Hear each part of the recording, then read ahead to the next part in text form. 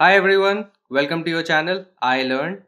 आज हम it's happen text book का चैप्टर 9 करने वाले हैं। ये पार्ट 2 का वीडियो है। अगर पार्ट 1 का वीडियो आपने नहीं देखा है तो टॉप राइट कॉर्नर में इसका लिंक है, उसे क्लिक करें और जरूर देखें। बिफोर वी स्टार्ट, अगर आपने हमारे चैनल को सब्सक्राइब नहीं किया है तो प्लीज सब्सक्राइब एंड हमें सपोर्ट करें। ऑल्सो अगर आप चाहते हैं कि हमारे सारे वीडियोस के नोटिफिकेशंस आप तक पहुंचे तो आप इस बेल आइकन को भी जरूर प्रेस करें। A British scientist writes a paper based on Dattada's discovery.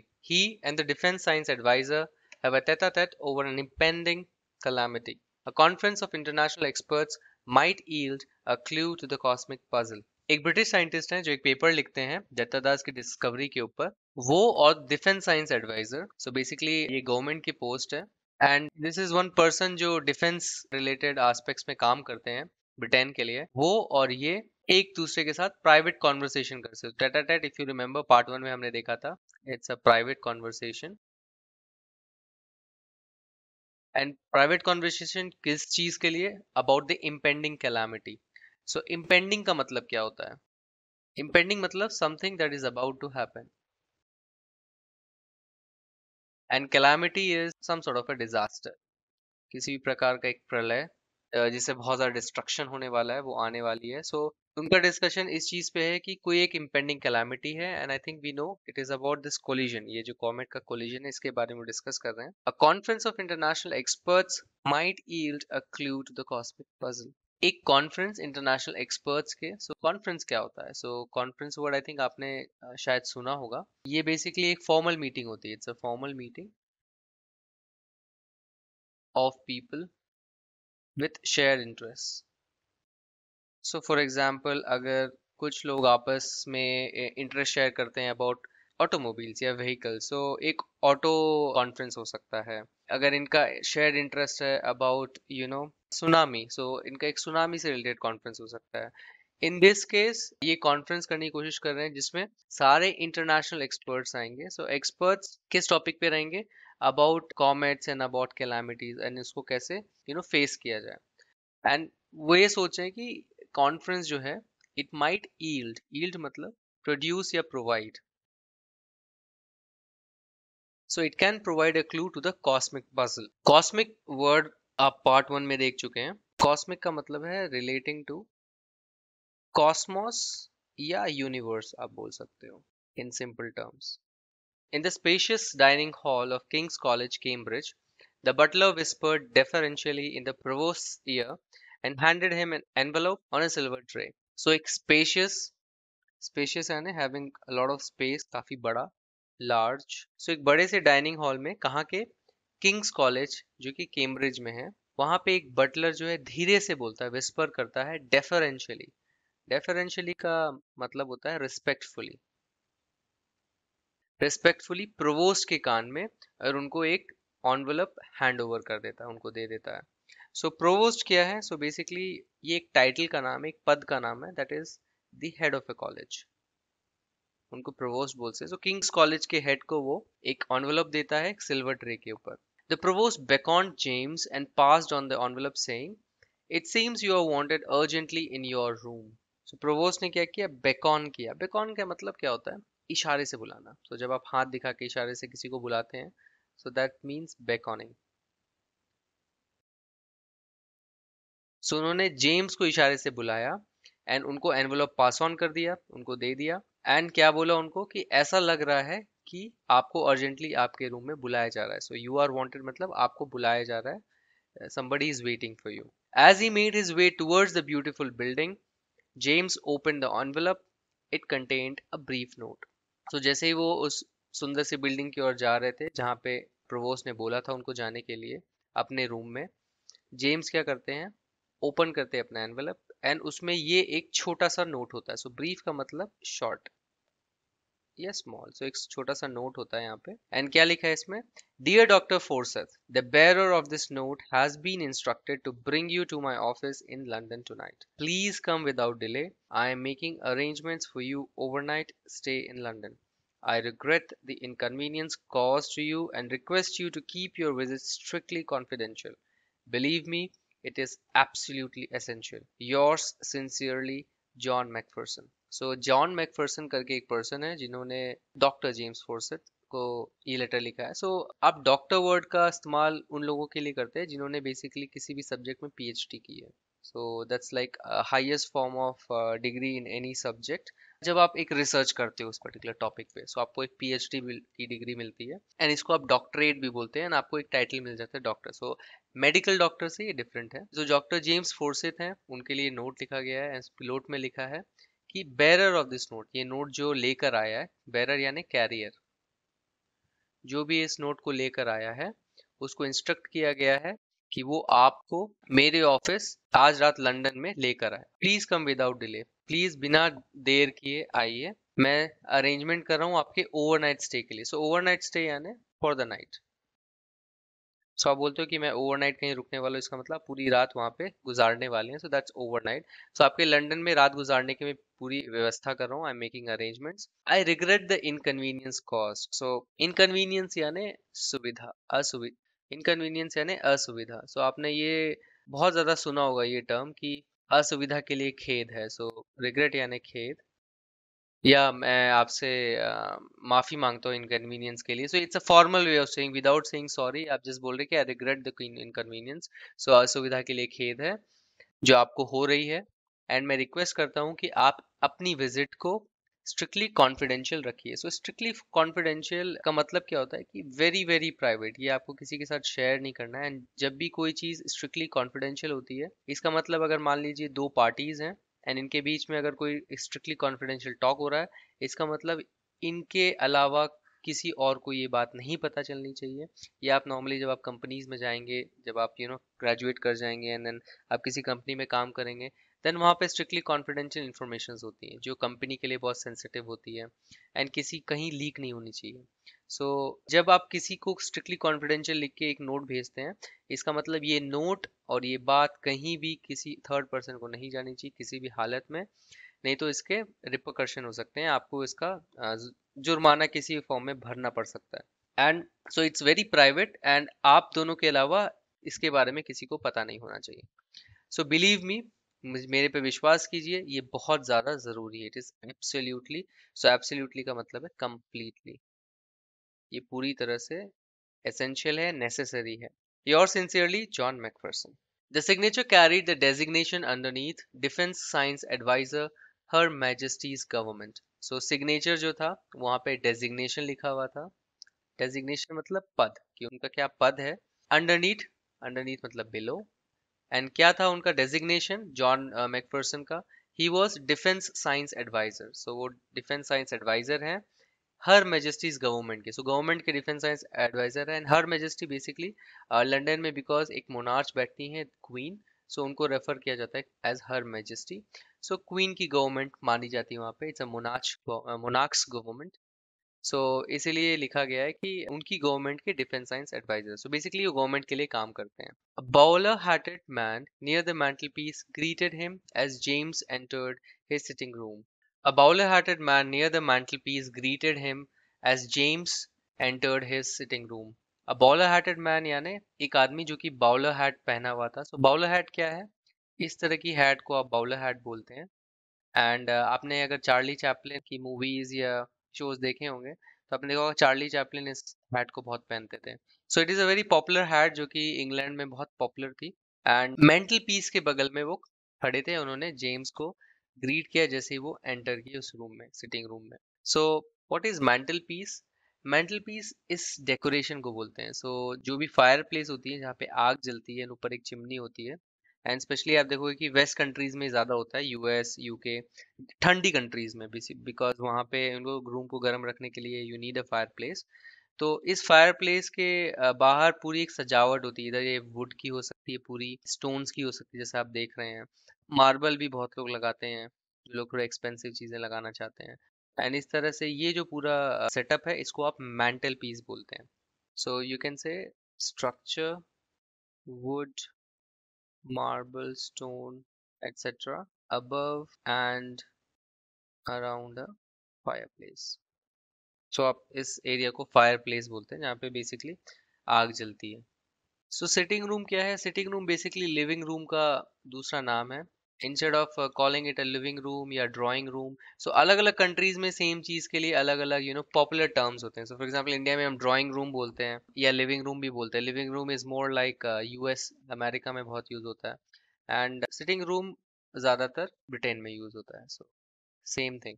I am Johnson sir, security officer eight white hall. He showed his identity card and continued, I presume you know why I'm here, sir. So वो अपने आप को introduce कर रहे हैं, John Macpherson, उनका full name है Johnson. So I am Johnson sir. So आप नोटिस कीजिए कैसे वो उनको सर करके बुला रहे हैं। दी थिंग इज कि जब भी आप बहुत प्रोमिनेंट फिगर होते हो ब्रिटेन में, तब आपको नाइटहुड मिलती है। सो नाइटहुड में क्या होता है, आपको एक स्पेशल, फॉर एग्जांपल यहाँ पे आपको पद्म भूषण मिल सकता है, भारत रत्न मिल सकता है। इस तरह से टाइटल होते हैं यूके गवर्नमेंट जो बेसिकली क्वीन ग्रांट करती हैं। एंड ये ट्रेडिशन बेसिकली उस जमाने से आया जा रहा है जब वॉरियर्स होते थे और तलवार से लड़ते थे, एंड नाइट्स होते थे जो बेसिकली क्षत्रिय जिनको आप बोलते हो। तो जिस जमाने में नाइट्स होते थे, तो नाइट्स का टाइटल होता था सर। उनको सर करके बुलाया जाता था। तो उनका बेसिकली एक टाइटल था, जैसे डॉक्टर एक टाइटल होता है। सो ये नाइटहुड का कल्चर स्टिल कंटिन्यू किया जाता है, एंड उनको दिया जाता है जिन्होंने बहुत स्पेशल कंट्रीब्यूशन दिया है, जैसे हम भारत रत्न देते हैं इंडिया में।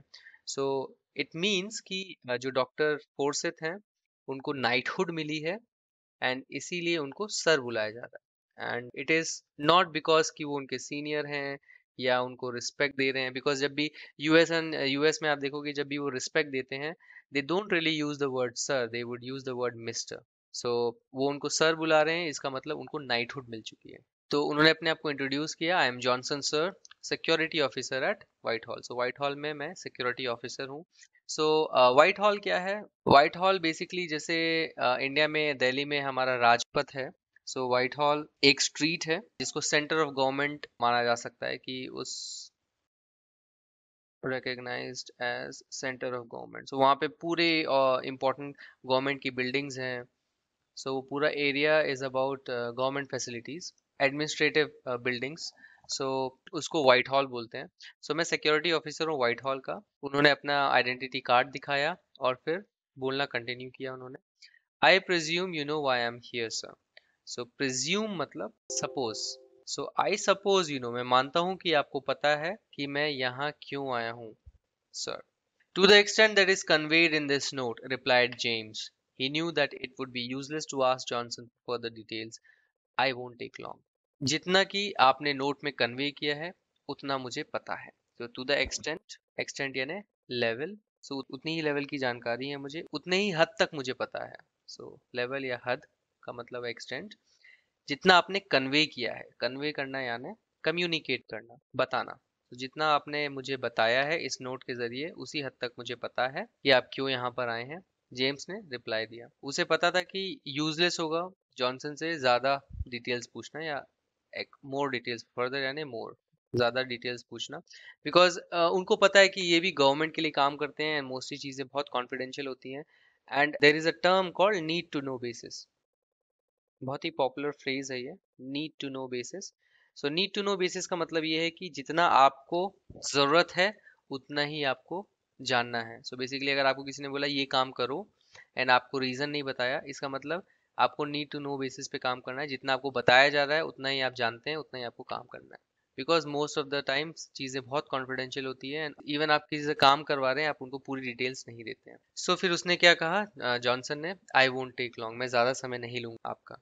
Johnson's Ford Cortina brought them to Whitehall in less than 90 minutes. It took them another 10 minutes to reach the chambers of Sir John Macpherson. Having introduced James to Sir John, quiet but efficient Johnson slipped out. So Johnson की Ford Cortina उनको white hall तक पहुंचाती है, white hall जिस street की हम बात कर रहे थे, इन लेस देन 90 मिनट्स। सो 1.5 घंटे के अंदर उनको पहुंचाती है, एंड उनको 10 मिनट और लगता है सर जॉन मैकफरसन के चेम्बर्स तक पहुंचने में। So basically Johnson is another man. So ये जॉन नहीं है, आई थॉट कि वो जॉन मैकफरसन है। सो जॉनसन, इट सीम्स कि जॉन मैकफरसन के लिए काम करते हैं, एंड वो इनको लेकर आ रहे हैं। यही नोट लेके आए थे, basically he was the bearer of note. And ये जो है डॉक्टर फोर्सिथ को लेकर आए हैं जॉन मैकफरसन के पास। सो उनको 10 मिनट और लगा जॉन मैकफरसन के चेम्बर्स तक पहुंचने तक। तो चेम्बर आप बेसिकली प्राइवेट रूम को बोलते हैं, एंड इन दिस केस ये एक प्राइवेट ऑफिस है, सो जिसको आप क्यूबिकल भी बोलते हैं। जिसको आप कैबिन भी बोलते हो, कि ऑफिस के जो कैबिन होते हैं, इसका अनदर वर्ड है चेम्बर। सो उनके चेम्बर तक उनको पहुंचाया। एंड इनको भी आप नोटिस कीजिए, सर बुलाया जा रहा है जॉन मैकफरसन को, बिकॉज उनको भी नाइटहुड मिल चुकी है it seems. Having introduced James to sir John, the quiet but efficient Johnson slipped out. So James Forsyth को सर जॉन से मिलाने के बाद, इंट्रोड्यूस कराने के बाद, क्वाइट, शांत बट एफिशिएंट। सो एफिशिएंट का मतलब क्या है? कुशल। Someone who works in a well organised way. तो बोलते बहुत एफिशिएंटली काम करते हैं आप, इसका मतलब उनकी प्रोडक्टिविटी बहुत हाई है। सो हाईली प्रोडक्टिव, प्रोडक्टिव यानी बहुत ज़्यादा अच्छा आउटपुट देते हैं, जो भी काम उनसे कराओ कम समय में ज़्यादा काम कर देते हैं, तो उनको आप एफिशिएंट बोलते हो। या हिंदी में वर्ड है कुशल। सो बहुत कुशल तरीके से वो काम करते हैं। सो वो स्लिप्ड आउट यानी ही वेंट आउट, चुपचाप निकल गया। Dr. Forsyth, my apologies for this imposition on your time. Sir John advanced with outstretched hands. To avoid any further delay, I will come to the point right away. Sir John handed him a typescript. So, Sir John उनको बोल रहे हैं, doctor फोर्सेथ, my apologies, मैं माफी मांगता हूँ, for this imposition on your time. So, imposition का मतलब क्या है? Imposition basically जब आप किसी पे कंट्रोल डालते हो, अनफेयर कंट्रोल, सो उसको आप इम्पोजिशन बोलते हो। एंड आपको पता है कि सामने वाले को एक्सेप्ट करना ही पड़ेगा। सो आई एम सॉरी कि मैंने आपको इस तरह से शॉर्ट नोटिस पे बुलाया, आपके टाइम के ऊपर ऐसा इम्पोजिशन डाला, अनफेयर कंट्रोल किया। एंड उन्होंने वो एडवांस किए अपने आउटस्ट्रेच्ड हैंड्स के साथ, मतलब हाथ फैला के। सो बेसिकली वो शेक हैंड करने के लिए अपना हाथ फैला रहे हैं। To avoid any further delay, किसी भी तरह की देरी ना करते हुए। So to avoid any further delay मतलब और देर ना करते हुए, I will come to the point right away, मैं पॉइंट पे आता हूँ तुरंत। Sir John handed him a टाइप स्क्रिप्ट। उन्होंने क्या हैंड ओवर किया उनको? एक type script. Type script basically is a typed copy of a text. तो कुछ भी टाइप करके अगर आप लिखते हैं एक पेपर पे, सो दैट इज बेसिकली अ टाइप script. Why? It is my paper two nature. How did you get this original manuscript? James was surprised and somewhat uneasy. So उन्होंने क्या बोला, क्यों? ये तो मेरा पेपर है नेचर के लिए, आपको ये ओरिजिनल मैन्युस्क्रिप्ट कैसे मिली? तो जेम्स सरप्राइज हो गए and he was somewhat uneasy. Uneasy यानी ही वाज अनकंफर्टेबल। तो उन्हें समझ में नहीं आ रहा था कि ऐसे कैसे हो सकता है इनके पास इनकी ओरिजिनल मैन्युस्क्रिप्ट, जो पेपर उन्होंने नेचर में डाला था। सो बेसिकली इसका मतलब क्या है? सो आई थिंक अभी शायद आपको इतना समझ में नहीं आ रहा होगा कि नेचर क्या है, पेपर क्या है। सो बेसिकली जब भी आप रिसर्च करेंगे आगे जाके, तो आप जब भी रिसर्च करते हो तो आप पेपर लिखते हो। So it's a technical paper, आप टेक्निकल पेपर लिखते हो। इट्स लाइक जैसे आप स्कूल में रिपोर्ट बनाते हो, वैसे एक फॉर्मेट होता है, आपको एक टेक्निकल पेपर लिखना होता है। एंड आप जानी मानी मैगजीन्स में, सो ये आपकी वो एंटरटेनमेंट वाली मैगजीन्स नहीं है, इनको आप जर्नल्स बोलते हो, these are scientific journals. So Nature एक one of the most popular journals में से एक है, it's a British journal and बहुत प्रेस्टिजियस है। इनमें जाने माने लोग अपना आर्टिकल पब्लिश करते हैं, अपना पेपर पब्लिश करते आए हैं। एंड ये इतनी पॉपुलर इसलिए बिकॉज बहुत लोग इसको सब्सक्राइब करते हैं, बहुत लोग इसको पढ़ते हैं। एंड मान लीजिए आपका पेपर अगर वहाँ पे पब्लिश होता है, तो आपको पता है कि बहुत ज़्यादा से ज़्यादा लोग इसको पढ़ेंगे एंड हो सकता है कि उसको यूज़ भी करेंगे। So the main purpose for this technical paper is कि आपकी साइटेशंस बहुत होनी चाहिए। The word is citations. So citations का मतलब होता है कि कितने लोग इसको रेफर कर रहे हैं। सो बोलेंगे कि मैं ये ऐसा ऐसा बोल रहा हूँ क्योंकि मैंने टेक्निकल पेपर में पढ़ा था। आप देखते होंगे बहुत सारे वीडियोस में आजकल ये वर्ड यूज किया जाता है कि according to a scientific survey, according to a scientific research. So what is that according to? ये साइंटिफिक रिसर्च कहाँ आती है? सो ये पेपर जो पब्लिश होते हैं ऐसे साइंटिफिक जर्नल्स में, यहीं से लोग जो है कुछ ना कुछ नई इन्फॉर्मेशन उठाते रहते हैं। सो ये इसलिए चौंक गए क्योंकि जब भी आप ऐसे टेक्निकल पेपर्स भेजते हो, आपको भेजना पड़ता है एडिटर को, किसी भी जर्नल के। तो आप उनको अपनी ओरिजिनल मैन्युस्क्रिप्ट भेजते हो। और मैन्युस्क्रिप्ट का मतलब क्या हुआ? ऑथर की ओरिजिनल टेक्स्ट जो अभी तक पब्लिश नहीं हुई है। So authors original text that has not been published yet, जो अभी तक पब्लिश नहीं हुई है। सो आपको मेरी ओरिजिनल मैन्युस्क्रिप्ट कैसे मिल गई? Sir John saw his anxiety and continued, Taylor, the editor of Nature, is a friend of mine. So sir John ने उनकी एंजाइटी देखी, उनकी एंजाइटी यानी उनकी टेंशन या घबराहट, और फिर बोले, कंटिन्यू करना है यानी वो कंटिन्यू करने लगे बोलना। टेलर जो नेचर का एडिटर है वो मेरा फ्रेंड है। सो आप समझ में आया कि उनको कैसे मिला कि टेलर जो है नेचर जर्नल का जो एडिटर है वो उनके दोस्त हैं। I agree that it is important, so important in fact that it must never be published. That is, if what you say is correct, Sir John lit his pipe. मैं मानता हूं कि ये इम्पोर्टेंट है, इतना इम्पोर्टेंट इनफैक्ट कि इसको कभी भी पब्लिश नहीं किया जाना चाहिए। दैट इज, अगर ये सही है तो। सर जॉन ने फिर क्या किया, अपना पाइप लाइट अप किया। सो अपना पाइप जलाया। सो पाइप क्या होती है, बेसिकली इस तरह की चीज है जहाँ पे लोग इसमें तंबाकू या टोबैको डाल के स्मोक करते हैं। तो आज आप देखते हो सिगरेट्स हैं, डायरेक्टली खरीद के सिगरेट पी लेते हैं। बट पुराने ज़माने में बहुत लोग ऐसे पाइप्स भी रखते थे जिनमें सिगरेट डाल के वो स्मोक करते थे। सो this is what it means कि उन्होंने अपनी पाइप जलाई। सो पाइप इसको बोलते हैं, इस छोटी सी चीज़ को। James would never have tolerated aspersions on the accuracy of his work or the implied order that it must be suppressed. But he knew Sir John to be a respected scientist and was willing to hear him out. So James कभी भी tolerate नहीं करते, बर्दाश्त नहीं करते अपने काम की एक्यूरेसी पे कोई भी एस्पर्जन। सो एस्पर्जन का मतलब क्या है? एस्पर्जन यानी कलंक, या in other words attack on reputation और इंटेग्रिटी। सो अपने काम के सही होने के रेपुटेशन पे वो अटैक कभी भी बर्दाश्त नहीं करते, या इम्प्लाइड ऑर्डर, या ऐसा ऑर्डर जो कि इम्प्लाइड है। सो व्हेन यू से समथिंग इज इम्प्लाइड, इसका मतलब क्या है? अगर आप बोल रहे हो आप कुछ इम्प्लाई कर रहे हैं, मतलब आप सजेस्ट कर रहे हैं, डायरेक्टली बोल नहीं रहे हैं, सजेस्ट कर रहे हैं या हिंट कर रहे हैं। सो आप डायरेक्टली किसी को कुछ बोल नहीं रहे हैं, बट यू आर हिंटिंग कि समथिंग मस्ट बी डन और इट मस्ट बी सप्रेस। सो यहाँ पे वो क्या हिंट कर रहे हैं सर जॉन मैकफरसन, कि इसे दबाना चाहिए। सो इनडायरेक्टली वो क्या बोलना चाह रहे हैं कि इट शुड बी सप्रेस, है दबाना चाहिए।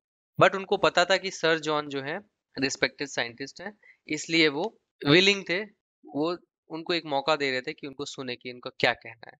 सो बेसिकली वो दो चीज टॉलरेट नहीं कर सकते थे, एक उनके काम के एक्यूरेसी के ऊपर अटैक, और सेकेंडली कि उनके काम को दबाया जाए। और यहाँ पे दोनों बात उन्होंने कही है। कैसे? पहले तो उन्होंने बोला कि पब्लिश नहीं होनी चाहिए, तो दबाने की कोशिश की। सेकेंडली वो एक लाइन ऐड करें कि that is if what you से इज कर, अगर जो तुम बोल रहे हो वो सही है तो। सो ये बोलना मतलब उनके ऊपर डाउट कर रहे हो। So please do not misunderstand me, Dr. Forsyth. I met Taylor today at lunch in the club where he showed me your paper. I still retain enough interest in astronomy, you know, and he asked for my opinion before sending it to a professional referee. I immediately realized that your result has profound implications if it is correct. So मुझे गलत मत समझिए, do not misunderstand me. Misunderstand यानी गलत समझना।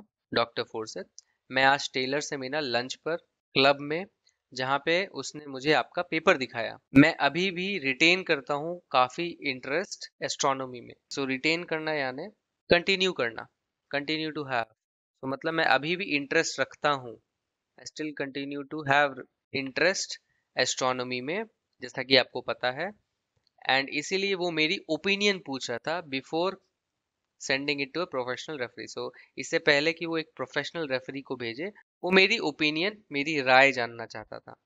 सो professional referee क्या है?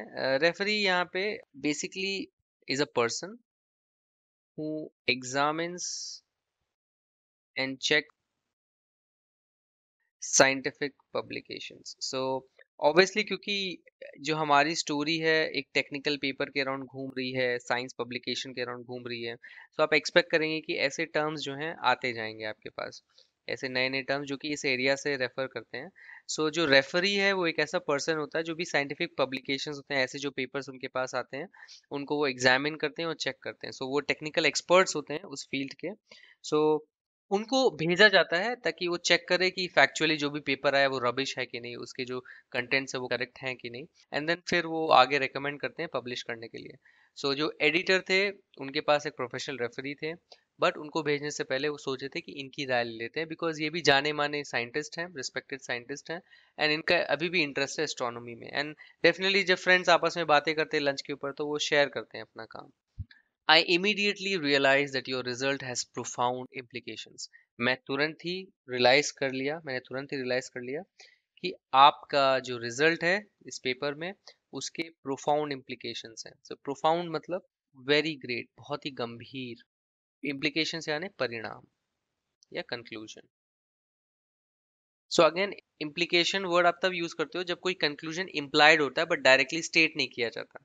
So again implied मतलब जब आप हिंट करते हो. So it is not directly, आप उस रिजल्ट को रीड करके आप डायरेक्टली नहीं बोल सकते हो कि क्या लिखा है, but it can hint to something else. So for example अगर आप बोलोगे कि लेट्स से एक फलाना डैम है, let's say Madhuban dam for example, some fictional dam, and उसमें क्रैक आ गई है. ये है रिजल्ट आपके ऑब्जर्वेशन का.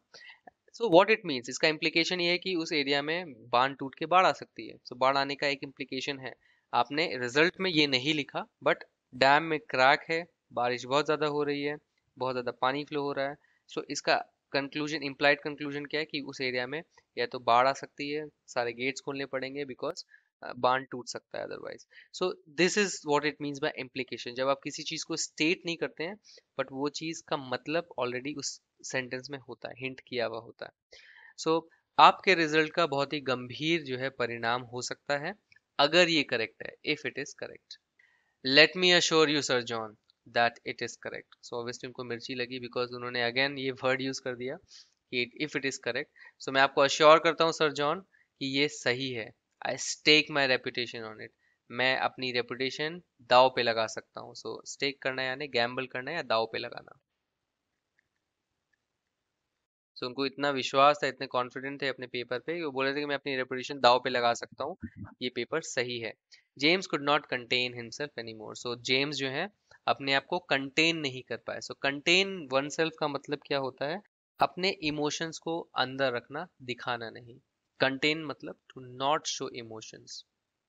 सो वो अपने इमोशंस को अपने तक रख नहीं पाए और वो बेसिकली फूट पड़े एंड उन्होंने ये सेंटेंस बोला. Do you realize what will happen if comet Datta collides with the Earth as you predict it will? क्या आपको पता है क्या होगा अगर कॉमेट दत्ता टकरा जाएगा पृथ्वी से जैसा आप प्रेडिक्ट कर रहे हैं? The effects will be catastrophic. That is why I have taken extra care to verify my calculations. Barring rare circumstances, the collision is inevitable. James was confident. Now आप देखोगे, आप नोटिस करोगे कि बहुत ही साइंटिस्ट टेक्निकल वे में बातें कर रहे हैं बट वो थोड़ा ऊपर हट के चीजें नहीं देख रहे हैं कि इसका इम्प्लीकेशन एक्चुअली क्या है as human being, as a society. So क्या बोल रहे हैं देखिए कि इसका इफेक्ट क्या होगा, कैटास्ट्रॉफिक होगा. कैटास्ट्रॉफिक मतलब जिससे सडनली बहुत ज्यादा बर्बादी हो जाए. सो फॉर एग्जांपल किसी बम का फटना बहुत ही कैटास्ट्रॉफिक होता है because it causes sudden and high damage. तो causing sudden great damage, उसको आप कैटेस्ट्रॉफिक बोलते हो ऐसी चीज को. सो इसका इफेक्ट कैटेस्ट्रॉफिक होगा.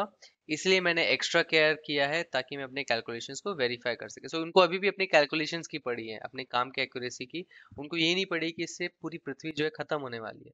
बारिंग rare circumstances the collision is inevitable. So उन्होंने क्या बोला, ये जो कोलिजन है वो इनएविटेबल है. इनएविटेबल वर्ड आप बहुत बार देख चुके हैं अपनी टेक्स्ट बुक में. दैट मीन्स अनअवॉइडेबल, इसको अवॉइड नहीं किया जा सकता. एंड आई वुड सजेस्ट कि कितनी जितनी बार ये आपके टेक्स्ट बुक में आ रहा है ये वर्ड अपने वोकेबलरी में आप डाल ही लीजिए बिकॉज आप बहुत अच्छा वर्ड है एंड बहुत ज़्यादा आप सुनेंगे इन चीज़ों को. सो इनएविटेबल मतलब जिसको आप अवॉइड नहीं कर सकते. सो कोलिजन जो है, ये जो टकराव है, ये इनएविटेबल है. बट उन्होंने क्या ऐड किया, एक कंडीशन ऐड की, that is barring rare circumstances. So barring मतलब एक्सेप्ट फॉर, इन्हीं रेयर सर्कमस्टांसेस के अलावा. सो किसी भी दुर्लभ परिस्थितियों के अलावा ये जो कोलिजन है इनएविटेबल है. जेम्स जो है कॉन्फिडेंट थे. But sir John picked out the one qualifying phrase. What are those rare circumstances? पर सर जॉन ने उनकी वो क्वालिफाइंग फ्रेज को पकड़ लिया. क्वालिफाइंग मतलब ऐसा फ्रेज जो क्वालिफाई करता है किसी चीज को सही या गलत होने के लिए. सो this is the qualifying statement. ये कंडीशन जो है ये क्वालिफाइंग या कंडीशनल फ्रेज है बेसिकली. एंड उसको उन्होंने चुन के उनसे पूछा कि वो रेयर सर्कमस्टांसेस, दुर्लभ परिस्थितियां क्या है. Well, it might collide with some asteroid before reaching here, और it might just split up when near the sun, और इट माइट इवेपोरेट. सो उन्होंने क्या कंडीशंस दी, क्या रेयर सर्कमस्टांसेस दिए कि फर्स्ट, या तो वो कोलाइड कर सकता है किसी और एस्टेरॉयड से यहाँ आने से पहले. आपको पता है कि मार्स के बाद एक एस्टेरॉयड का बेल्ट है एंड ये एस्टेरॉइड्स बेसिकली घूमते रहते हैं. एंड यही एस्टेरॉइड्स जब अर्थ के एटमॉस्फेयर के पास आते हैं तो वो मीटियोर बन जाते हैं. सो बेसिकली ये फ्लोटिंग रॉक्स हैं जो हमारे सोलर सिस्टम में है. सो या तो वो किसी एस्टेरॉइड से टकरा सकता है, या तो सन के पास आने के बाद स्प्लिट अप हो सकता है, टूट सकता है वो, और या तो वो इवेपोरेट हो सकता है, वो भाप बन के उड़ सकता है, जल के भाप बन के उड़ सकता है, क्योंकि वो आइस से बना है। सो इतना गर्म हो जाएगा कि वो बेसिकली इवेपोरेट हो जाएगा। But one can't count on these fortuitous circumstances. So what is fortuitous circumstances? Fortuitous का मतलब होता है happening by chance। कोई भी चीज धोखे से या चांस से होती है, उनको आप fortuitous बोलते हैं। एंड इस पर्टिकुलर वर्ड का pronunciation is something like this. So you have for, you have due, and इस पे आपका स्ट्रेस रहेगा। So this is the stress part, then duous, so fortuitous। तो इस तरह से आप इस वर्ड को प्रोनाउंस करेंगे। एंड नॉर्मली आप नोटिस करेंगे कि इंग्लिश लैंग्वेज में जो आर होता है, the letter R, we don't really say R like we say R, roll करते हुए अपनी जीभ को। नॉर्मली इंग्लिश में इसको सप्रेस कर दिया जाता है। सो instead of saying fortuitous you से fortuitous। सो इट्स लाइक कि आर साउंड को आप पूरी तरह दबा देते हैं। एंड ये आपको थोड़ा प्रैक्टिस करना पड़ेगा, बिकॉज हमें बहुत आदत है कि र र बोलने की हमें बहुत ज़्यादा आदत है, हम बहुत साफ तरीके से बोलते हैं हिंदी में। एंड इंग्लिश में थोड़ा सा रूल्स चेंज हो जाते हैं प्रोनाउंसिएशन के। सो स्पेशली आर वाले वर्ड्स ऐसे होते हैं जहाँ पे यू विल सी कि वो थोड़े दबा दिए जाते हैं। तो आपको वो लर्न करना पड़ेगा, सीखना पड़ेगा to not say R so much. So instead of saying fortuitous you will say fortuitous। and another word famous example is water। so आप बहुत लोग water बोलते हैं, टर। so you stress a lot, but आपको learn करना पड़ेगा कि stress कहाँ पर है। so water में stress first part में है, and r is almost neglected, so you simply say water। we have to proceed on the assumption that comet Datta will collide with the earth। cometary collisions are expected to occur once in 10 million years, but now we know that the next one will occur in a year। but हम इस पर इस fortuitous event पे हम circumstances पे rely नहीं कर सकते। so count on मतलब rely करना, भरोसा करना। so हम ऐसे chance events पे हम भरोसा नहीं कर सकते। हमें इस assumption को लेके आगे बढ़ना होगा कि कॉमेट दत्ता जो है पृथ्वी से टकराने वाला है। कॉमेट्री कोलिजन यानी कॉमेट्स का टकराना are expected to occur 1 in 10 million years। so cometary collisions normally कब होते हैं? 10 मिलियन ईयर्स में एक बार। सो 10 मिलियन मतलब, सो दिस इज 10 मिलियन। एंड अगर आप इसको अपने इंडियन वे में इसको अगर आप सेपरेट करेंगे, so you will see it's 1 crore. So 1 crore साल में एक बार ये होता है। बट अब हमें ये पता है कि अगला जो होगा वो अगले साल होने वाला है। सो नॉर्मली ये 1 करोड़ साल में एक बार होता है, बट अब हमें पता है कि ये अगले साल होने वाला है। 10 months to be precise, interjected James। so James ने इंटरजेक्ट किया। इंटरजेक्ट यानी एब्रप्टली बोलना, काइंड ऑफ इंटरप्ट करते हुए। so से एब्रप्टली, सो उन्होंने इंटरजेक्ट किया कि 10 महीने, to be precise, to be accurate, सही मायने में। Thank you for the correction। Do you realize that we have only 10 months of survival left for the entire living species on Earth? Don't you think we have to do something to stop all this? Correction के लिए thank you. तो वो थोड़े से गुस्सा गए I think. वो बोल रहे हैं कि आपके करेक्शन के लिए धन्यवाद, बट आपको रियलाइज नहीं हो रहा है कि हमारे पास सिर्फ 10 महीने बचे हैं हमारी पूरी स्पीशीज के लिए। सो ये पूरे ह्यूमन काइंड की बात कर रहे हैं, एंटायर लिविंग स्पीशीज यानी ह्यूमन काइंड। सो हमारे पूरे ह्यूमन काइंड के लिए, पूरे मनुष्य के लिए, सो एंटायर लिविंग स्पीशीज यानी सारे जीव जंतु जो भी अर्थ पे हैं, उनके सर्वाइवल के लिए बात कर रहे हैं वो। सो आपको पता नहीं है कि सिर्फ 10 महीने बचे हैं पूरे लिविंग स्पीशीज के सर्वाइवल के लिए, जीवन के लिए इस पृथ्वी पर। क्या आपको नहीं लगता हमें कुछ करना चाहिए इसे रोकने के लिए? A fleeting smile crossed James' face, just like a civil servant, as if we are facing here a minor breakdown of law and order. He thought to himself. Aloud, he said, how may I ask can we prevent this natural catastrophe? A fleeting smile. Fleeting यानी जो थोड़े समय के लिए, थोड़े क्षण के लिए रहती है, उसको आप fleeting बोलते हो। That is brief या क्षणिक, थोड़े समय के लिए रहने वाली। So एक ब्रीफ स्माइल उनके चेहरे पे आई आई और चली गई मतलब। और क्या सोचे वो? एकदम एक सिविल सर्वेंट की तरह ये बोल रहे हैं, एज इफ कि हम जो है एक माइनर ब्रेकडाउन को फेस करें लॉ एंड ऑर्डर का। So, जैसे लॉ एंड ऑर्डर कहीं पे बिगड़ गया है एंड वो वाली परिस्थिति हम फेस कर रहे हैं। सो ब्रेकडाउन का मतलब failure.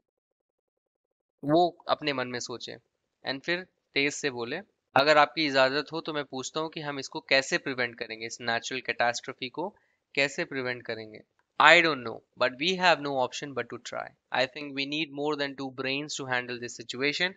It is essential to call an urgent meeting of experts from all over the world to think of a countermeasure and of course in total secrecy. I don't know, मुझे नहीं पता, but हमारे पास try करने के अलावा कोई option नहीं है. आई थिंक हमें दो दिमाग से ज्यादा चाहिए इस सिचुएशन को हैंडल करने से, मतलब हम दो आदमियों से ज्यादा लोग चाहिए इस सिचुएशन को हैंडल करने के लिए.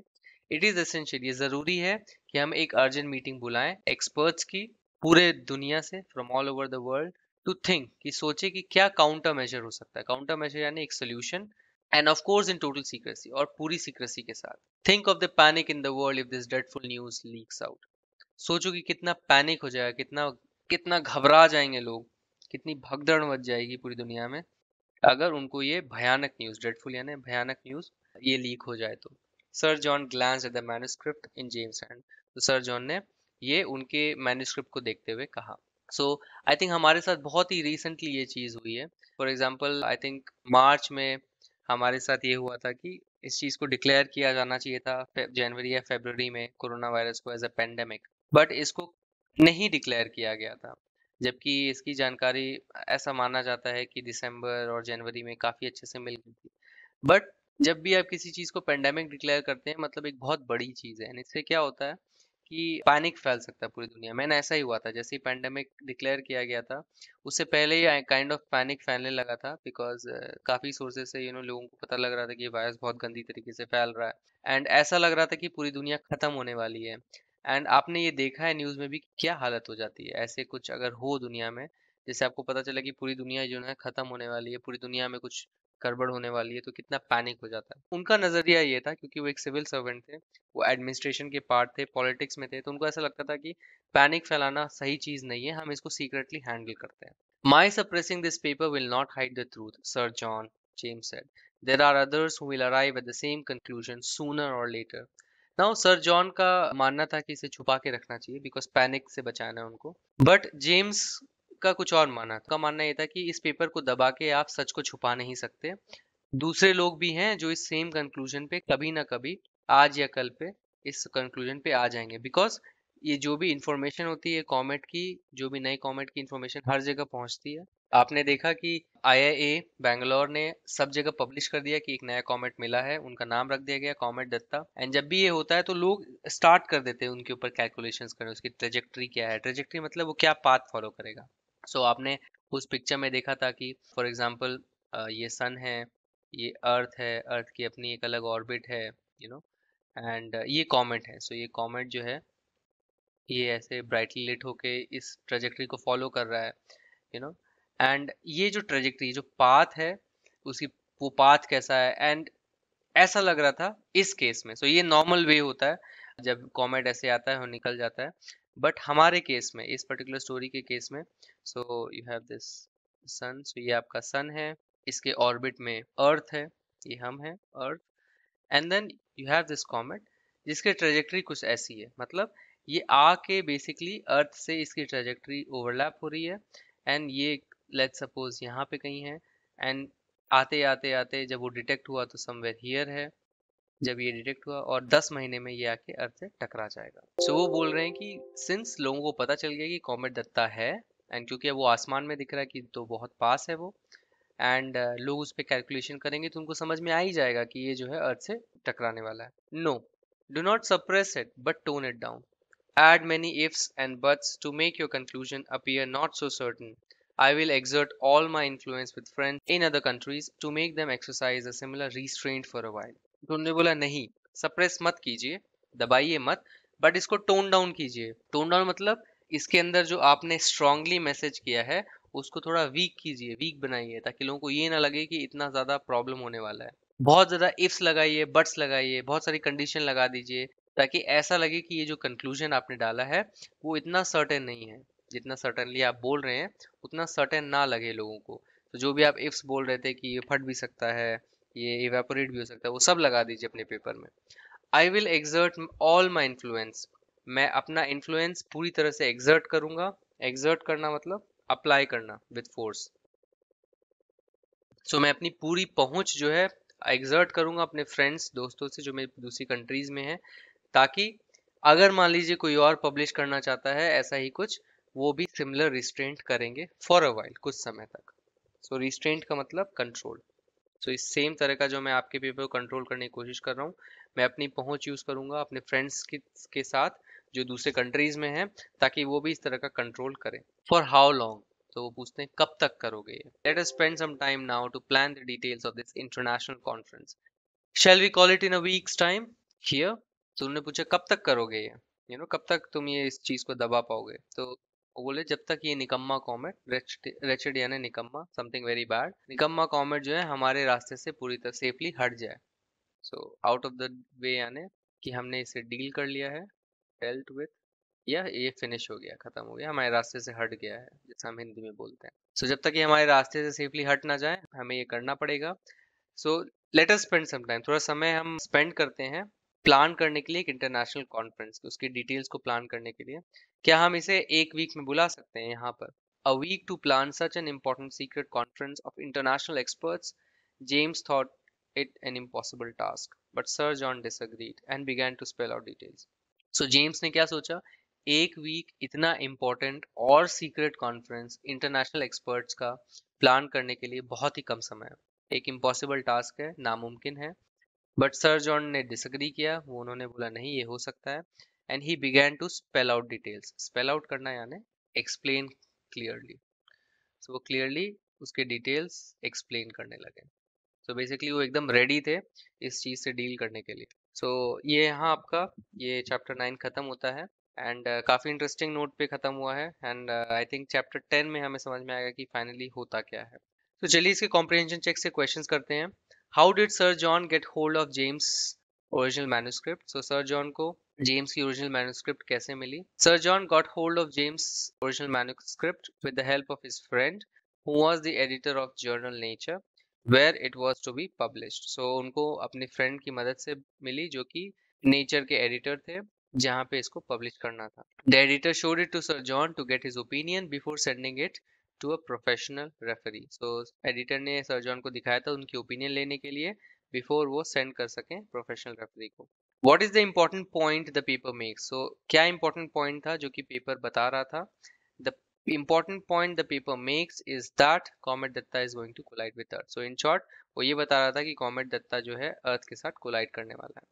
Why does Sir John say that James paper should not be published? So Sir John ने ऐसा क्यों कहा कि James का जो पेपर है वो publish नहीं होना चाहिए?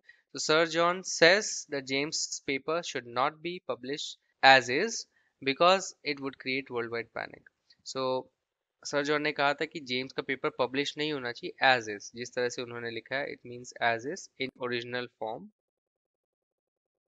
क्योंकि इससे वर्ल्ड वाइड पैनिक हो जाएगा, पूरी दुनिया में पैनिक फैल जाएगा। What do the two man finally decide to do? So फिर दोनों आदमी ने क्या डिसाइड किया? So two man finally decided to do the following. So उन्होंने ये डिसाइड किया, first publish the paper with a revised conclusion to show that the collision is not certain. So first क्या उन्होंने डिसाइड किया कि publish करेंगे paper को, revise करने के बाद कंक्लूजन, ये दिखाने के लिए कोलिजन जो है सर्टेन नहीं है। Second, they will call a meeting with international experts within a week to brainstorm a solution to this problem. फिर वो मीटिंग बुलाएंगे इंटरनेशनल एक्सपर्ट्स के साथ एक हफ्ते में, ताकि वो ब्रेनस्टॉर्म कर सके। सो ब्रेनस्टॉर्म करने का मतलब होता है कि जब आपस में आप दिमाग लड़ाते हैं, so दिमाग लड़ाना है ना, ब्रेनस्टॉर्म करना हुआ, तो दिमाग लड़ाएंगे इसका सोल्यूशन निकालने के लिए, इसका एक सोल्यूशन निकालने के लिए। आप चाहे तो एक और चीज ऐड कर सकते हैं सेकंड से पहले, दैट वुड बी कि जॉन जो है वो भी ट्राई करेंगे कि रिस्ट्रेन करें दूसरे लोगों को सेम चीज पब्लिश करने के लिए। तो that can also be one of the important points, because ये है उनका फायर फाइटिंग का तरीका। सो इनको ये 3 टास्क करने हैं। पहला, ये जो पेपर है उसको टोन डाउन करें। सेकेंडली, अगर कोई और पब्लिश करना चाहते हैं तो उनको रोकें। थर्ड, वो इंटरनेशनल एक्सपर्ट्स के साथ मीटिंग बुलाएं। So thanks for watching this video. अगर ये वीडियो आपको पसंद आए तो इस वीडियो को एक लाइक दीजिए, अपने comments and feedbacks comment section में लिखिए, और हमारे चैनल को सब्सक्राइब कीजिए। अब आप हमारे चैनल को सब्सक्राइब इस गोल लोगो पे क्लिक करके सब्सक्राइब बटन दबा के कर सकते हैं। अगर आप चाहते हैं कि हमारे वीडियोस की नोटिफिकेशंस आप तक तुरंत पहुंचे तो आप इस बेल आइकन को भी जरूर प्रेस करें। अब आप हमें फेसबुक और इंस्टाग्राम पर भी फॉलो कर सकते हैं, हमारी आईडी आपके स्क्रीन पर है। इस चैप्टर के अगले वीडियोस के लिए स्टे ट्यून। Bye bye.